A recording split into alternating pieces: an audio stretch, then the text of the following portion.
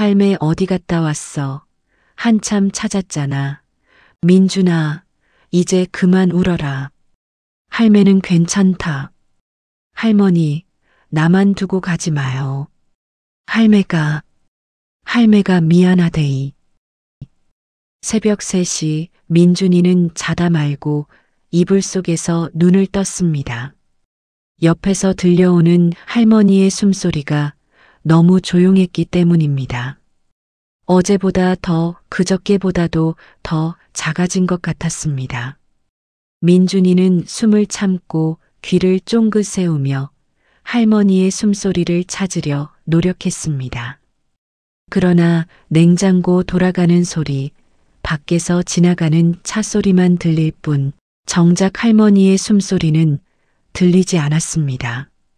민준이의 가슴이 갑자기 쿵쾅거리기 시작했고 입안이 바짝 말라갔습니다. 할머니 괜찮으시겠지?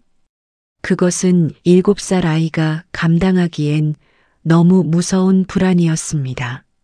민준이는 천천히 이불을 걷어내고 무릎으로 기어 할머니에게 갔습니다.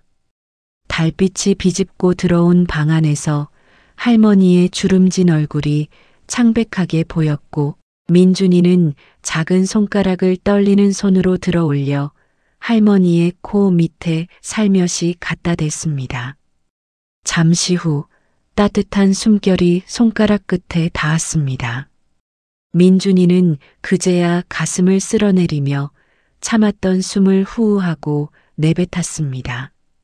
눈가가 뜨거워졌지만 울면 할머니가 깰까봐 입술을 꽉 깨물었습니다. 민준이는 뒷걸음질쳐 제자리로 돌아가 이불을 다시 덮고 할머니 쪽을 바라보았습니다. 할머니의 작은 호흡 소리에 민준은 가만히 잠에 빠져듭니다. 민준아, 이제 일어나야지. 할머니의 목소리에 민준이는 화들짝 눈을 떴습니다. 창문 너머로 햇살이 쏟아져 들어왔고 부엌에서 무언가 보글보글 끓는 소리가 들렸습니다. 구수한 된장찌개 냄새가 코끝을 간지렸습니다. 민준이는 부엌으로 뛰어갔습니다. 할머니는 낡은 가스레인지 앞에 서서 냄비 뚜껑을 열고 계셨고 하얀 김이 모락모락 피어올라 할머니의 얼굴을 감쌌습니다. 우당탕 달려오는 민준이를 보고 그러다 다친다며 할머니가 잔소리를 늘어놓았습니다. 민준이는 그런 할머니 허리를 뒤에서 꼭 안았습니다. 할머니의 몸에서는 빨래비누 냄새와 된장 냄새가 섞여났고 그것은 민준이에겐 세상에서 가장 안심되는 냄새였습니다. 할매, 나 배고파. 그래 우리 강아지 배고프지.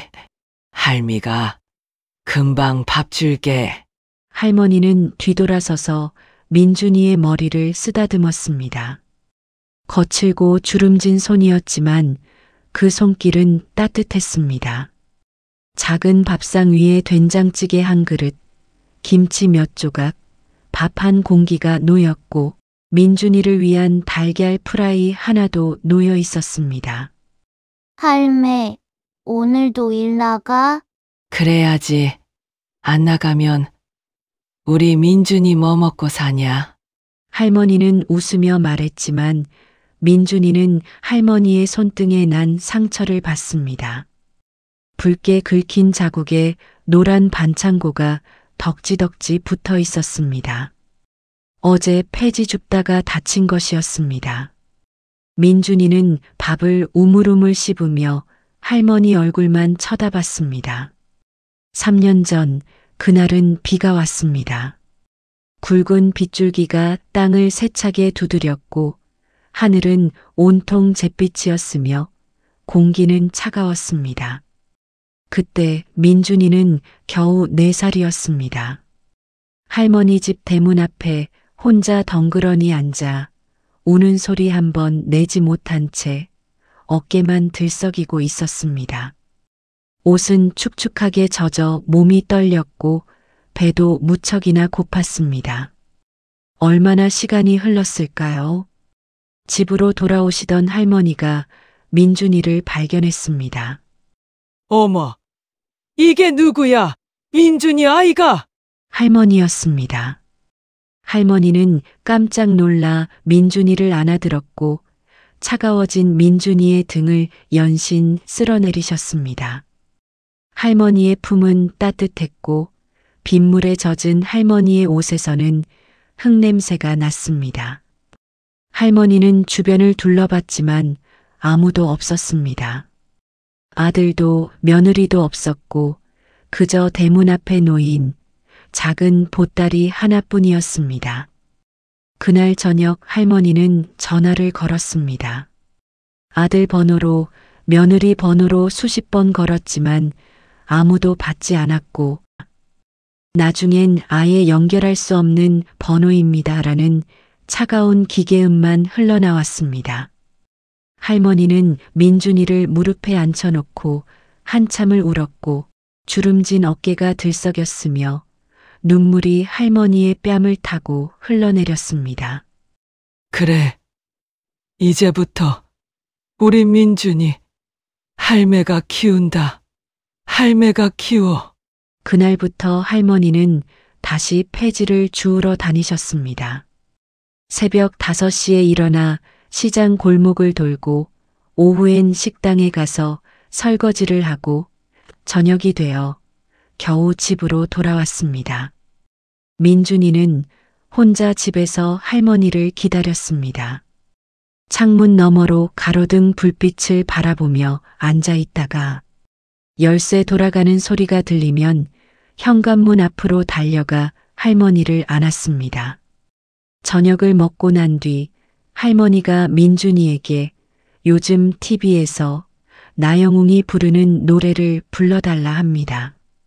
민준이는 고개를 끄덕이고 자리에서 벌떡 일어나 TV에서 본 트로트 가수처럼 마이크를 쥔 척하며 노래를 따라 불렀습니다. 사랑은 언제나 목마른 거예요. 음정은 엉망이었지만 할머니는 손뼉을 치며 웃었고 짝짝짝 손뼉 소리가 좁은 방 안을 가득 채웠습니다. 우리 민준이 가수 하자. 할매 웃겨주는 가수. 할머니는 연신 손뼉을 치며 민준이를 꼭 안았습니다. 민준이는 할머니의 품에서 할머니의 심장 소리를 들었고 쿵쾅쿵쾅 규칙적으로 뛰는 그 소리가 민준이를 안심시켰습니다. 민준이는 할머니가 계셔서 다행이라 생각했습니다. 적어도 자신은 고아가 아니었습니다. 세상 그 누구도 자신을 원하지 않았지만 할머니만은 자신을 끝까지 지켜주셨고 그 사실만으로도 민준이는 감사했습니다. 창밖에서 빗방울이 톡톡 창문을 두드리는 소리가 들렸고 민준이는 할머니를 바라보며 작게 속삭였습니다. 할머니, 저 꼭 가수 될게요. 그래서 할머니 행복하게 해드릴게요. 민준이는 혼자만의 다짐을 가슴에 새겼습니다. 민준이는 이제 20살이 되었습니다. 고등학교를 졸업하고 본격적으로 트로트 가수의 꿈을 쫓기 시작했지만 현실은 생각보다 훨씬 가혹했습니다. 오디션장에는 수백 명이 줄을 서 있었고 번호표를 받아들고 하루 종일 기다린 끝에 겨우 심사위원 앞에 섰지만 돌아오는 건 다음 기회라는 말뿐이었습니다. 요즘 TV 경연 프로그램으로 트로트 무대는 경쟁이 더욱 치열해졌습니다.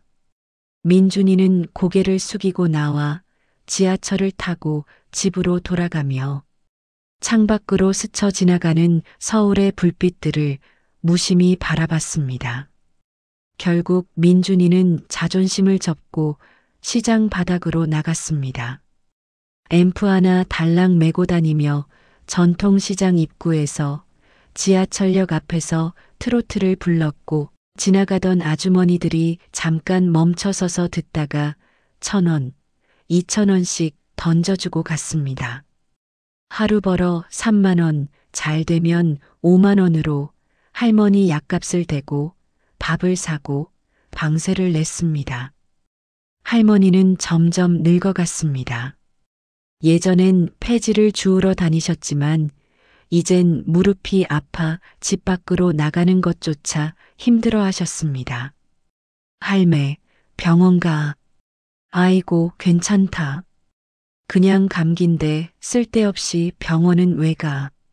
할머니는 민준의 말에 손사래를 치고 웃었습니다. 민준이는 뻔히 그 마음을 알면서도 자신의 주머니에 10,000원짜리 하나만 덩그러니 들어있음을 깨닫고 선뜻 할머니를 병원으로 모시고 가지도 못했습니다. 어느 토요일 오후 민준이는 동네 슈퍼마켓 앞 작은 개업 기념 행사에 섭외되었습니다.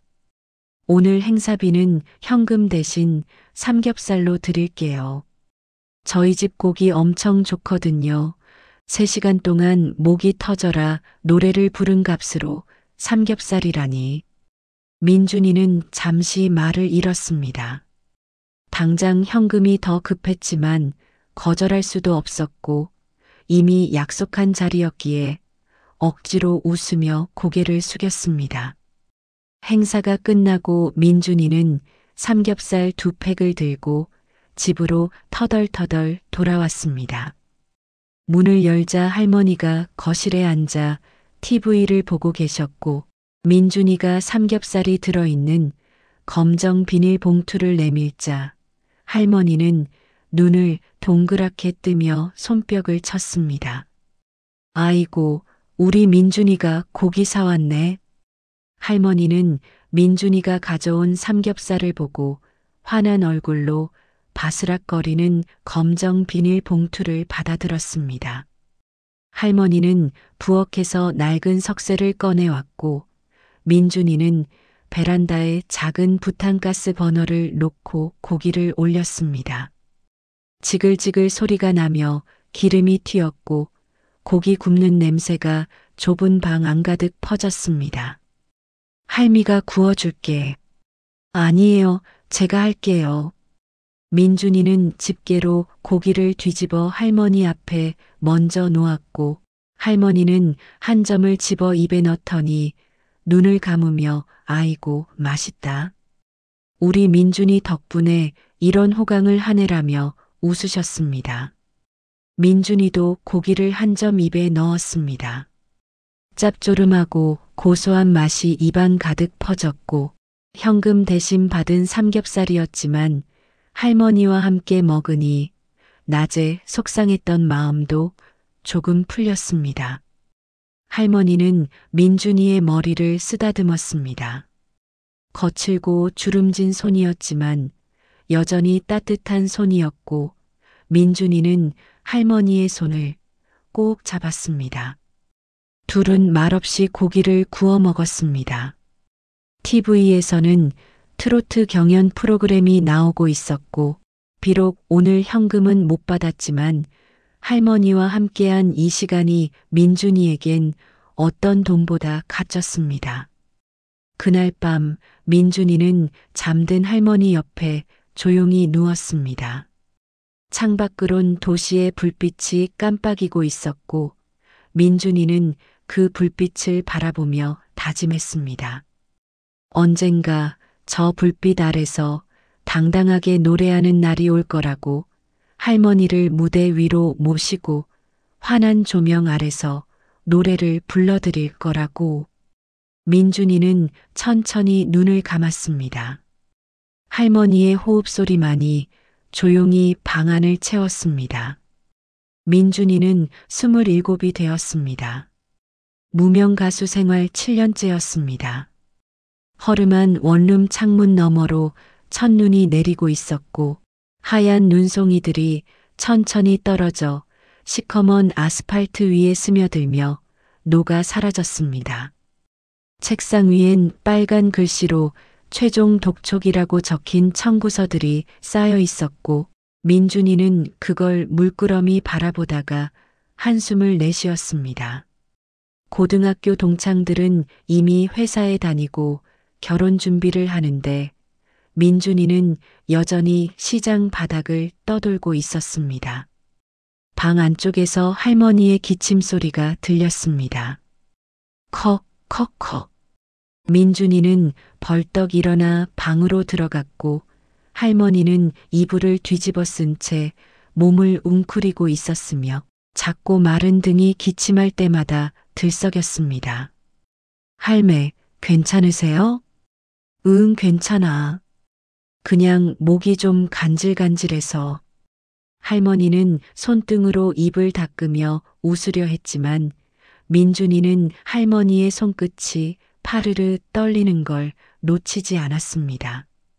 할머니는 이른을 넘기셨고 예전처럼 씩씩하지 않았으며 걷는 것도 숨 쉬는 것도 점점 힘들어 보였습니다.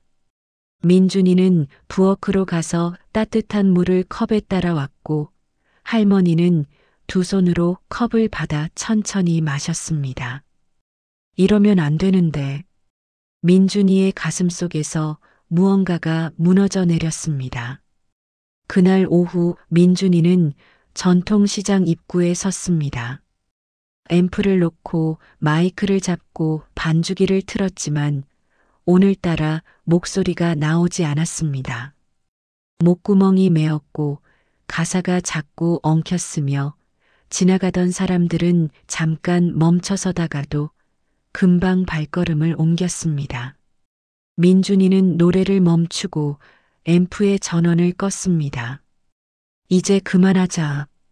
민준이는 고개를 떨어뜨렸고 차가운 바람이 얼굴을 스쳤으며 눈가가 시렸습니다. 그날 밤 민준이는 작은 녹음실로 향했습니다. 친구가 운영하는 곳이었고 민준이는 마지막 남은 돈을 털어 2시간을 예약했습니다. 야, 민준아. 오늘 뭐 녹음하게? 응, 마지막으로 하나만 녹음하려고. 민준이는 녹음 부스 안으로 들어가 헤드폰을 썼고 MR이 흘러나왔습니다. 민준이가 직접 만든 곡이었습니다. 제목은 할머니의 노래. 민준이는 눈을 감았습니다. 할머니의 얼굴이 떠올랐습니다. 폐지를 주우시던 할머니, 새벽에 밥을 지으시던 할머니, 민준이가 노래 부를 때마다 손뼉 쳐주시던 할머니. 민준이는 마이크 앞에서 노래를 불렀습니다. 할머니, 고마워요.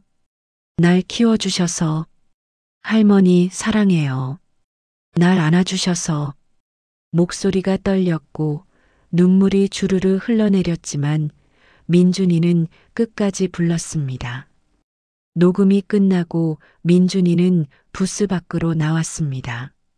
친구는 아무 말도 하지 않았고 그저 민준이의 어깨를 두드렸습니다. 민준이는 그날 녹음한 곡을 자비로 음원 사이트에 올렸습니다. 그리고 다짐했습니다. 이제 공장에 들어가자. 할머니 병원비를 제대로 벌자. 어느 날 민준이는 지하철을 타고 있었습니다. 옆자리에 앉은 아주머니의 휴대폰에서 익숙한 멜로디가 흘러나왔습니다. 할머니, 고마워요. 날 키워주셔서. 민준이는 깜짝 놀라 고개를 돌렸습니다. 아주머니는 TV 예능 프로그램을 보고 있었고 화면 속에는 유명 트로트 가수 진성호가 노래를 부르고 있었습니다. 자막이 떴습니다. 진성호가 리메이크한 신곡 할머니의 노래. 민준이는 숨이 멎는 것 같았습니다. 저거 내 노래잖아. 휴대폰을 꺼내 포털 사이트를 검색했습니다. 실시간 검색어 1위에 할머니의 노래가 올라와 있었고 사람들은 원곡자를 찾고 있었습니다. 그때 전화가 울렸습니다. 낯선 번호였습니다. 여보세요? 이민준 씨 맞으시죠? 저는 SBS 예능 프로그램 PD입니다. 혹시 이번 주 금요일에 저희 프로그램 출연 가능하신가요? 그날 하루 동안 민준이의 휴대폰은 쉴 새 없이 울렸습니다. 방송국, 기획사, 행사업체 모두 민준이를 찾았습니다. 몇 달 뒤 민준이는 새 아파트 열쇠를 손에 쥐고 할머니와 함께 현관문을 열었습니다. 넓은 거실에 햇살이 쏟아져 들어왔고 할머니는 거실 한가운데 멈춰서서 천천히 주변을 둘러봤습니다. 민준아, 여기가 어디냐? 할머니의 목소리가 떨렸습니다. 민준이는 할머니를 소파로 안내했고 할머니는 창밖 도시 풍경을 바라보다가 눈물을 흘렸습니다. 민준이는 할머니를 꼭 안았습니다. 할머니의 등이 예전보다 더 작게 느껴졌습니다. 창밖으론 눈이 내렸습니다. 하얀 눈송이들이 도시를 덮어갔고 세상이 하얗게 변했습니다. 민준이는 창밖을 바라보며 생각했습니다. 이제 시작이야. 할머니, 행복하게 해드릴게요. 민준이의 삶은 완전히 달라졌고 매주 방송 출연과 지방 행사로 바쁜 나날을 보냈습니다. 어느 금요일 오후 민준이는 방송국에서 할머니와 함께 예능 프로그램을 녹화했습니다. 할머니는 민준이가 사들인 연보라색 블라우스를 입고 계셨고 무대 위에서 손자 자랑을 하셨으며 민준이는 할머니를 위해 할머니의 노래를 불렀습니다. 객석에서 훌쩍이는 소리가 들렸고 노래가 끝나자 우레와 같은 박수가 터져 나왔습니다. 방송이 나간 다음 날 일요일 오후 민준이는 거실 소파에 앉아 휴대폰을 보고 있었고 주방에서 할머니가 과일을 깎고 계셨습니다.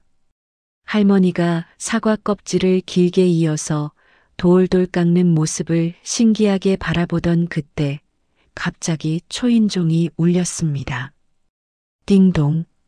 민준이는 일어나 인터폰 화면을 켰습니다.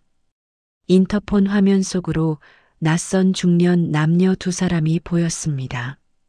남자는 50대 초반쯤 되어 보였고 머리는 반쯤 벗겨졌으며 배가 불룩했습니다. 여자는 40대 후반으로 검은색 패딩을 입었고 짙은 화장을 하고 있었습니다. 민준이는 거실로 고개를 돌렸습니다. 할머니가 주방에서 나와 현관 쪽을 바라보고 있었고 손에 과일 칼을 쥔 채 서 있었습니다. 할머니는 현관으로 달려나왔습니다. 맨발이었고 발소리가 바닥을 쿵쿵 울렸으며 인터폰 화면을 보더니 이를 악물었습니다. 하지만 이미 민준이의 손은 현관문 손잡이에 가 있었습니다. 본능처럼 호기심처럼 아니 어쩌면 그리움 때문이었을지도 몰랐습니다. 문이 열렸습니다. 복도 형광등 불빛을 등지고 서 있어서 얼굴이 어둡게 보였지만 그들은 환하게 웃고 있었습니다. 민준아, 우리 아들 이렇게 컸네. 여자가 큰 소리로 외치며 민준이에게 달려들며 팔을 벌려 안으려 했습니다. 민준이는 본능적으로 한 발 뒤로 물러섰습니다. 누구세요? 뭐? 아빠야, 아빠. 못 알아보겠어? 방송 봤다. 우리 아들 대단하더라. 남자는 민준이 어깨를 툭 치며 안으로 들어와 거실을 둘러보았습니다. 여자도 따라 들어와 핸드백을 소파에 던지고 앉았습니다. 할머니는 주방 입구에 서서 그들을 노려봤습니다. 너희가 왜 여기 왔냐? 할머니의 목소리가 낮고 차갑게 깔렸습니다. 남자는 손을 흔들며 웃었습니다. 어머니, 그게 무슨 말씀이세요? 아들 잘 됐다는데 축하해 주러 왔죠. 남자는 거실을 둘러보며 휘파람을 불었습니다. 그리고 벌떡 일어나 주방 쪽으로 걸어갔습니다. 와, 여기 진짜 좋네. 냉장고도 크고. 남자는 냉장고 문을 열었습니다. 안을 들여다보며 고개를 끄덕였고 우유를 꺼내 뚜껑을 열어 단숨에 마셨습니다. 여자는 소파에서 일어나 복도를 걸으며 방문들을 열어봤습니다. 어머, 방도 많네. 3개나 돼. 우리도 한 방 쓸 수 있겠어. 할머니는 주먹을 꽉 쥐었습니다. 손이 떨렸고 입술을 깨물었지만 아무 말도 하지 않았습니다. 할머니는 민준이만 하염없이 바라봤습니다. 엄마, 아빠. 그 단어가 입안에서 맴돌았습니다. 평생 불러보지 못한 단어였습니다. 민준이는 가슴 한쪽이 뜨거워지는 걸 느꼈습니다. 남자가 민준의 앞 소파에 털썩 앉자 민준은 그동안 가슴에 맺혔던 말을 쏟아냈습니다. 왜 저를 버리셨어요? 목이 메어와 민준이의 목소리가 떨리고 눈물이 차올랐습니다. 남자는 잠시 멈칫했지만 곧 웃으며 민준이의 등을 두드렸습니다. 아, 그때 그건 어쩔 수 없었어. 우리도 사정이 있었고 근데 지금 이렇게 잘 됐잖아. 할머니가 잘 키워주셨고 다행이지 뭐. 여자도 다가와 민준이 손을 잡았습니다. 그래, 우리가 미안해.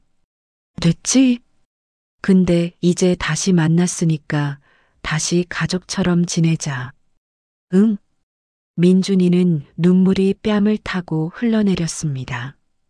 남자는 민준이를 안았고 여자도 민준이 등을 쓰다듬었습니다. 할머니는 그저 그 모습을 바라만 봤습니다. 남자는 민준이를 놓고 일어나 거실을 다시 둘러봤습니다. 그나저나 민준아, 아빠가 요즘 좀 어려워서 그러는데 조금만 도와줄 수 있니? 민준이는 고개를 들었습니다. 눈물로 범벅이 된 얼굴이었습니다. 할머니는 참다 못해 한 발짝 앞으로 나와 입을 벌렸습니다. 하지만 민준이가 먼저 고개를 끄덕였습니다. 할머니는 그 모습을 보고 천천히 뒤로 물러났습니다. 저것들도 부모라고 정을 주는 민준이를 말릴 수도 없었습니다. 부모가 찾아온 이후 2주가 흘렀습니다. 그들은 떠나지 않았고 매일같이 찾아왔습니다.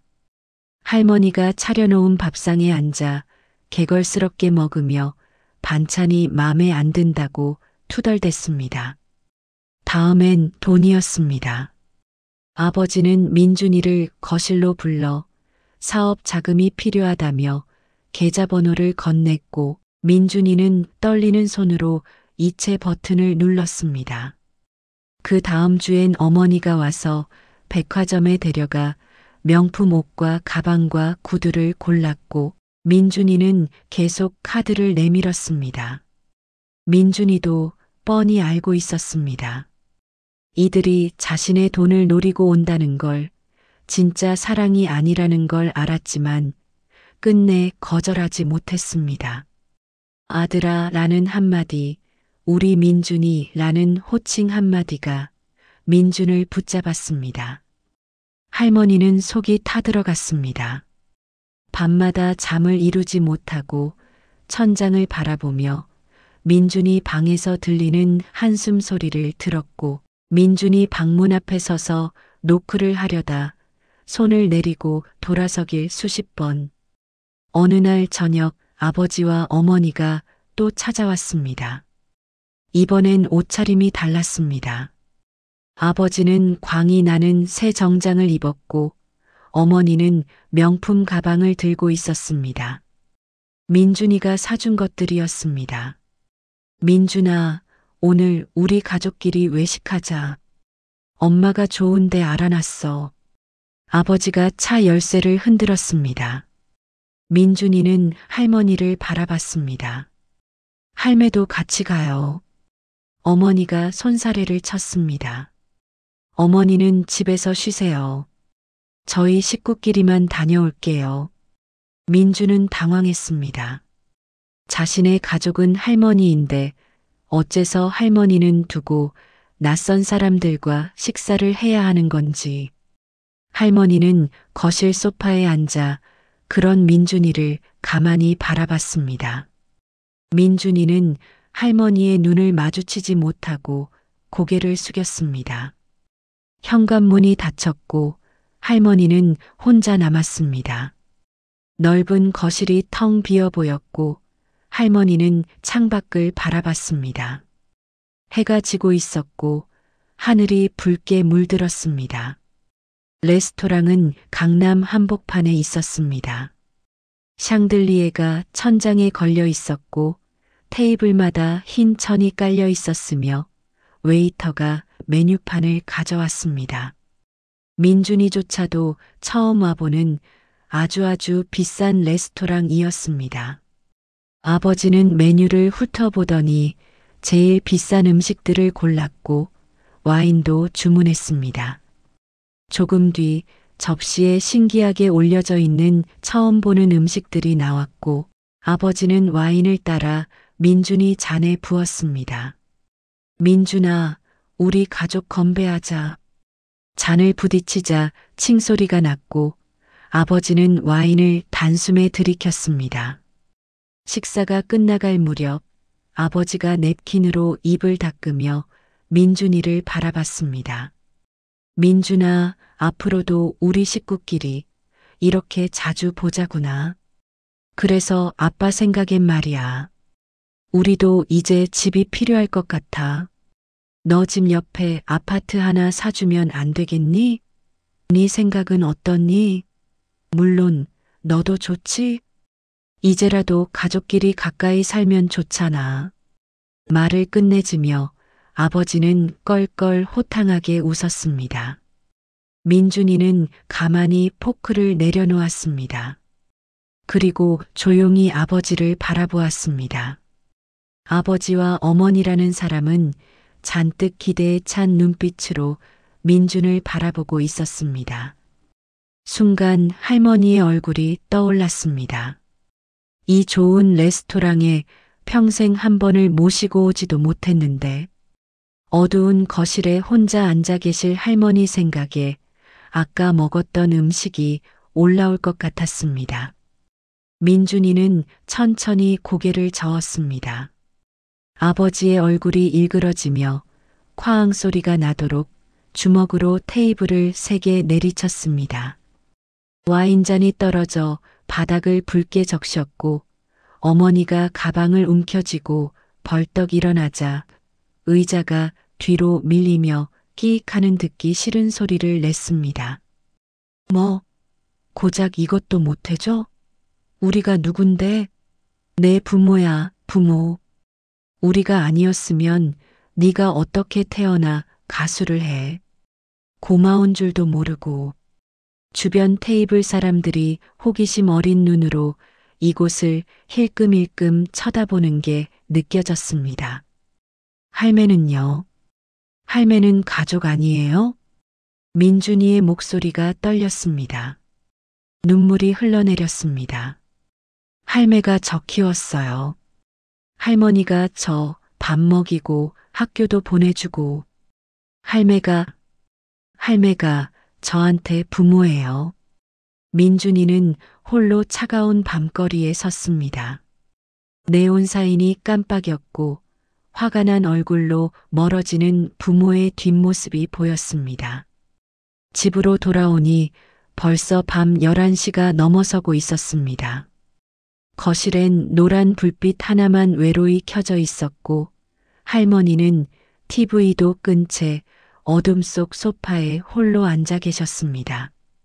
민준이가 다가가자 할머니는 붉게 부은 눈으로 민준이를 올려다보며 손을 잡아당겨 옆에 앉혔습니다.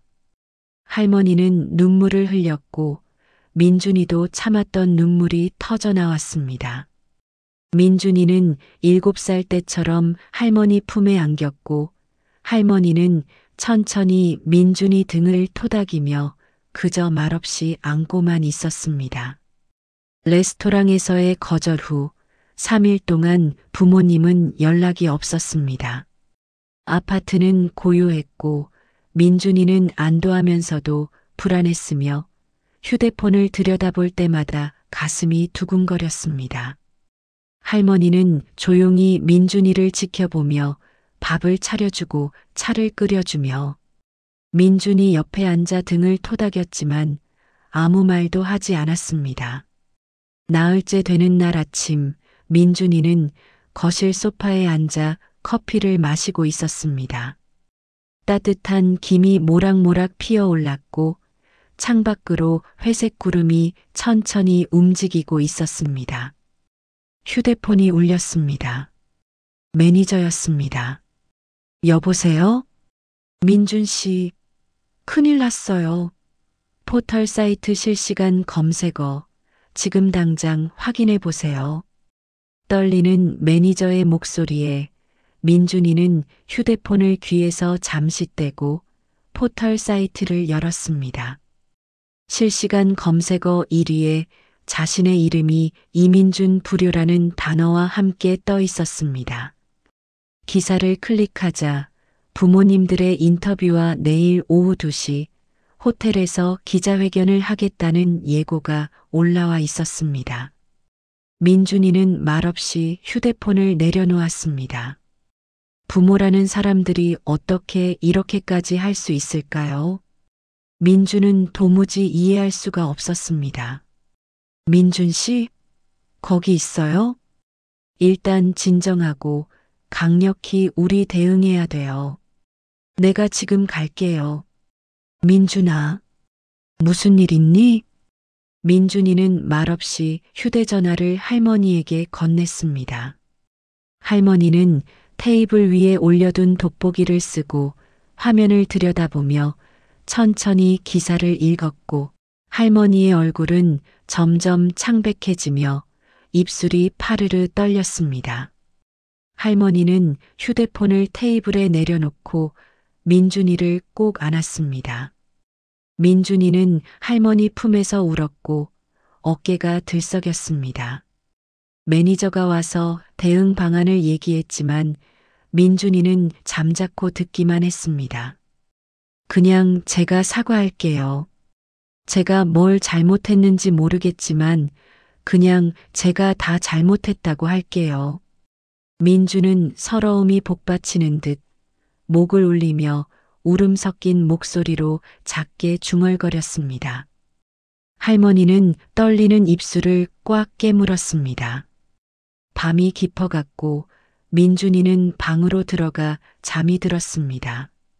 그러나 할머니는 도저히 잠을 이룰 수 없었습니다.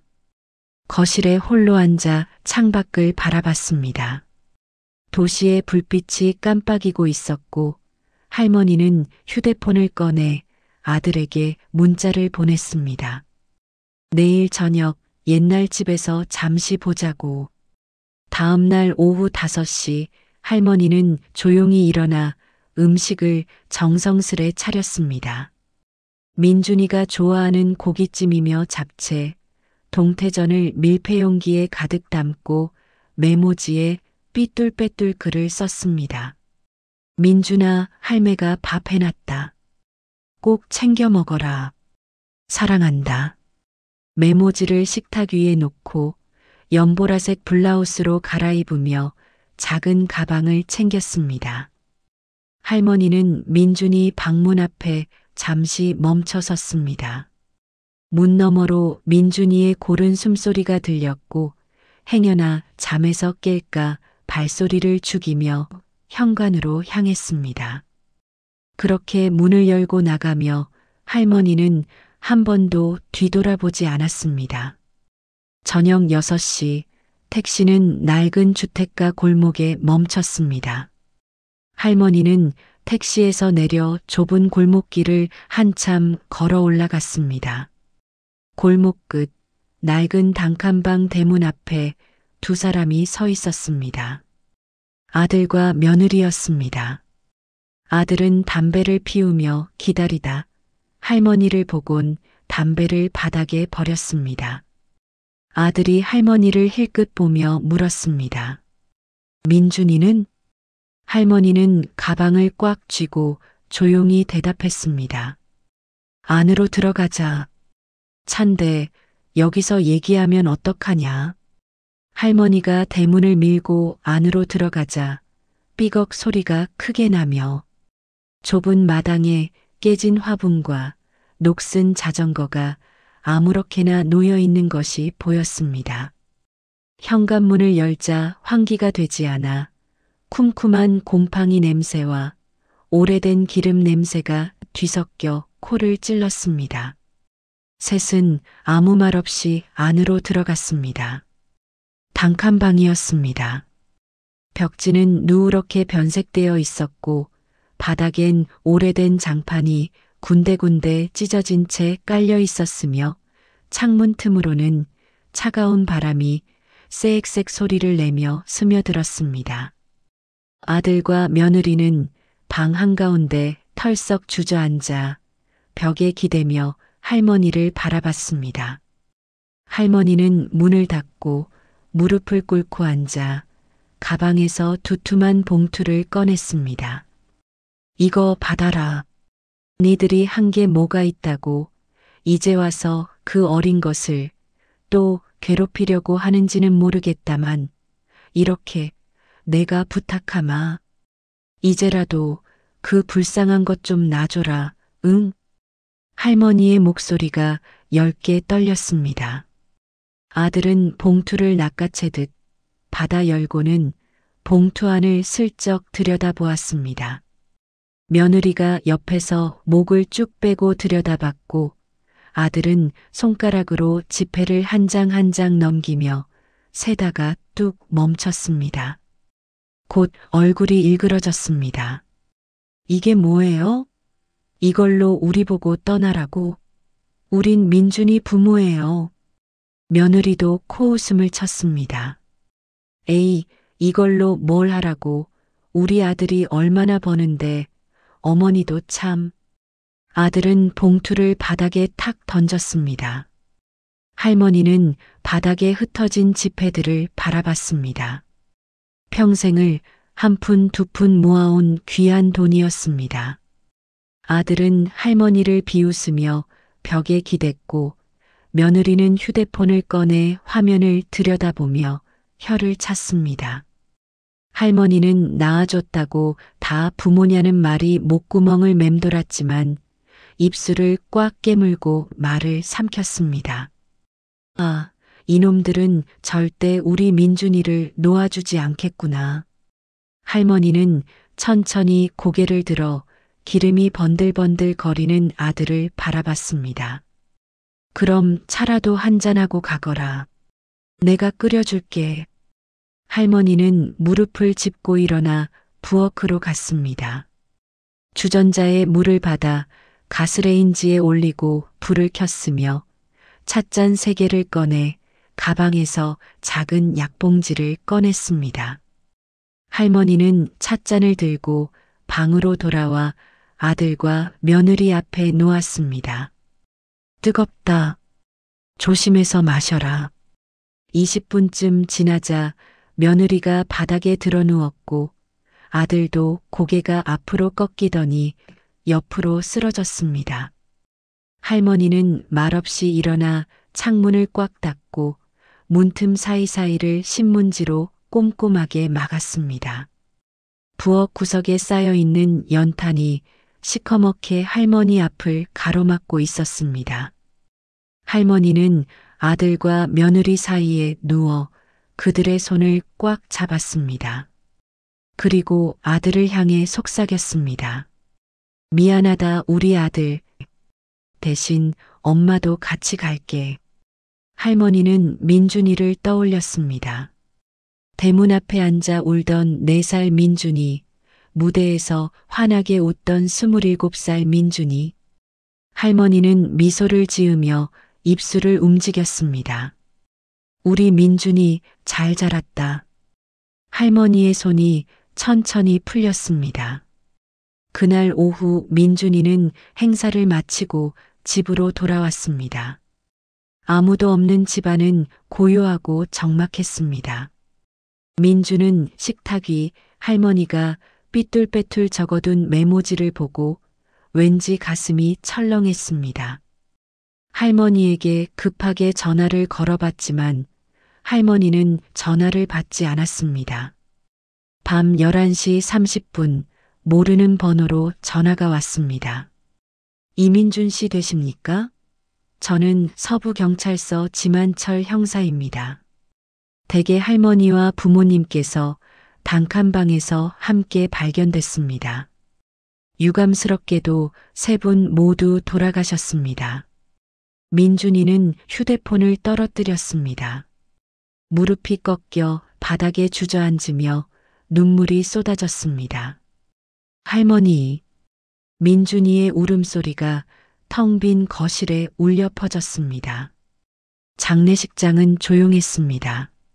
민준이는 3일 동안 영정 앞에 앉아 밥도 물도 입에 대지 않은 채 할머니 사진만 바라봤고 매니저와 지인들이 찾아왔지만 그저 구석에 혼자 조용히 앉아 있기만 했습니다. 장례식 마지막 날 밤 민준이는 영정 앞에서 고개를 떨구며 지쳐 잠이 들었습니다. 꿈속에서 민주는 하얀 안개가 자욱히 깔린 길을 걷고 있었습니다. 무섭지는 않았습니다. 오히려 그립고 따뜻한 기분이 들었습니다. 그러자 앞에서 누군가 민준을 향해 걸어왔습니다. 할머니였습니다.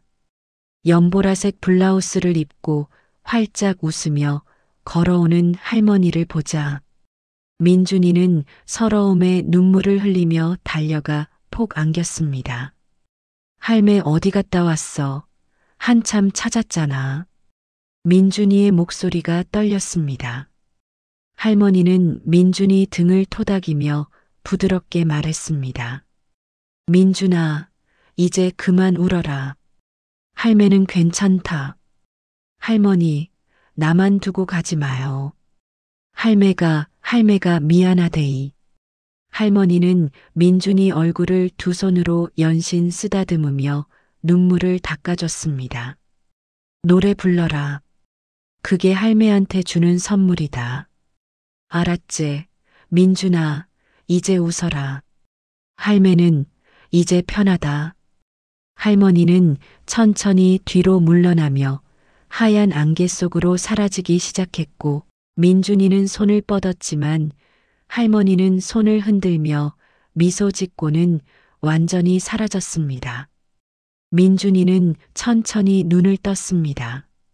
장례식장이었고 영정 속 할머니가 여전히 웃고 있었으며 민준이는 뺨을 타고 흐르는 눈물을 닦으며 영정 앞에 무릎을 꿇고 깊게 또 오래 절을 했습니다. 어느새 5년이 흘렀습니다. 민준이는 천천히 다시 노래를 시작했습니다. 처음엔 작은 무대에서 그 다음엔 조금 더 큰 무대에서 할머니의 노래를 불렀고 사람들은 그 노래를 들으며 눈물을 흘렸습니다. 민준이는 무대 위에서 할머니를 떠올리며 노래했고 그렇게 조금씩 마음의 상처를 치유해 갔습니다. 그러던 중 민준이는 한 여자를 만났습니다. 방송국 작가였던 그녀는 민준이의 노래를 듣고 찾아왔고 둘은 천천히 가까워지며 서로의 아픔을 나눴습니다.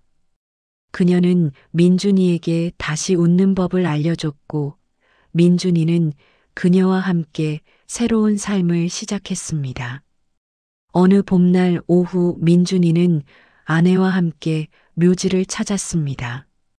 아내의 품에는 갓 태어난 아기가 포대기에 쌓여 있었고 민준이는 하얀 국화 꽃다발을 들고 천천히 언덕을 올랐습니다. 할머니의 묘 앞에 섰습니다. 민준이는 무릎을 꿇고 앉아 꽃을 놓았습니다. 할매, 저 왔어요. 민준이는 아내를 돌아보며 손짓했고 아내는 민준이 옆에 앉아 아기를 안은 채 고개를 숙여 인사했습니다. 민준이는 아기를 조심스럽게 안아 할머니 묘 앞으로 가까이 데려갔습니다. 할매, 좋은 사람 만났어요. 그리고 이 아이가 태어났어요. 저 이제 매일 웃으며 지내요. 정말 행복해요. 민준이의 목소리가 떨렸습니다. 눈물이 흘러내렸지만 민준이는 웃고 있었습니다. 따뜻한 봄바람이 불어와 민준이의 뺨을 스쳤고 아기의 머리카락을 살짝 흔들었습니다. 아기는 작게 웃었습니다. 민준이는 그 바람 속에서 할머니의 목소리를 들었습니다. 잘했다, 우리 민준이. 민준이는 아기를 꼭 안으며 할머니 묘를 바라봤습니다. 할매, 사랑해요. 할매가 키워주신 저는 이제 누군가의 아빠가 됐어요. 할매처럼 이 아이를 사랑으로 키울게요. 햇살이 따뜻하게 내리쬐고 있었고 묘 주변의 핀 들꽃들이 바람에 흔들리고 있었습니다. 민준이는 아내와 아기와 함께 그 자리에 오래 앉아 있었습니다. 할머니 곁에서. 그리고 민준이는 작게 노래를 불렀습니다. 할머니의 노래를. 할머니, 고마워요. 날 키워주셔서. 할머니, 사랑해요. 날 안아주셔서. 바람이 그 노래를 실어 날랐고 하늘 위 어딘가에서 할머니가 미소 지으며 듣고 계시는 것 같았습니다.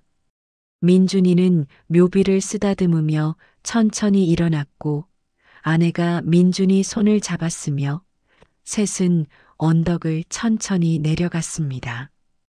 뒤돌아보니 할머니의 묘에 햇살이 따뜻하게 내리쬐고 있었습니다. 민준이는 손을 흔들었습니다. 할매, 다음에 또 올게요.